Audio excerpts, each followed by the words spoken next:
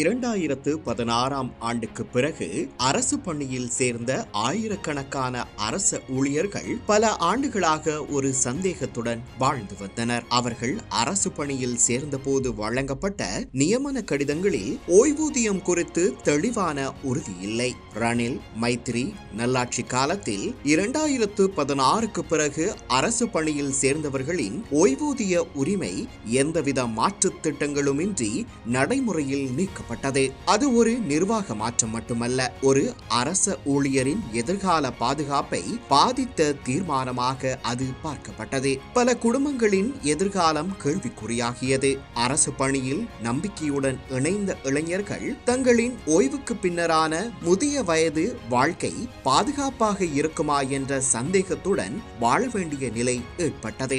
ஓய்வூதியம் என்பது ஒரு சம்பள வசதி அல்ல, அது ஒரு சமூக பாதுகாப்பு அமைப்பின் முக்கியமான தூணாகும். ஒரு அரசு ஊழியர் தனது வாழ்நாளின் சிறந்த காலத்தை மக்களுக்கு சேவை செய்ய செலவழிக்கிறார். அந்த சேவைக்கு பதிலாக பாதுகாப்பான ஓய்வு பெறும் வாழ்க்கையை உறுதி செய்வது ஒரு சமூகத்தின் கடமையாகும். எனவே இந்த பிரச்சனை அரசாங்கத்தின் தீவிர கவனத்திற்கு உரியதாக இருந்தது. இந்த நிலைமையை உணர்ந்து தேசிய மக்கள் சக்தி அரசாங்கம் முக்கியமான நடவடிக்கையை எடுத்துள்ளது. 2016க்கு பிறகு அரசு பணியில் சேர்ந்த அனைத்து அரசு ஊழியர்களுக்கும் முன்னர் இருந்தபடி அரசின் வழக்கமான ஓய்வூதிய திட்டத்தின் கீழ் ஓய்வூதியம் வழங்கப்படும் என்று அரசு உத்தியோகபூர்வ சுற்றறிக்கை மூலம் உறுதிப்படுத்தியுள்ளது. பல ஆண்டுகளாக நிலவி வந்த நிச்சயமற்ற நிலைக்கு இதன் மூலம் முற்றுப்புள்ளி வைக்கப்பட்டுள்ளது. இது வெறும் நிர்வாக தீர்மானம் அல்ல, அரசு ஊழியர்களின் நம்பிக்கையை மீட்டெடுத்த ஒரு முக்கியமான நடவடிக்கையாக இது பார்க்கப்படுகிறது. அதே நேரம் இந்த முடிவு தேர்தலுக்கு முன் வழங்கப்பட்ட வாக்குறுதியை நிறைவேற்றிய ஒரு செயலாகவும் பார்க்கப்படுகிறது. மேலும் அரசு பணியை வலுப்படுத்த வேண்டும் என்ற நோக்கில் எடுக்கப்பட்ட முக்கியமான முடிவுகளில் இதுவும் ஒன்றாகும்.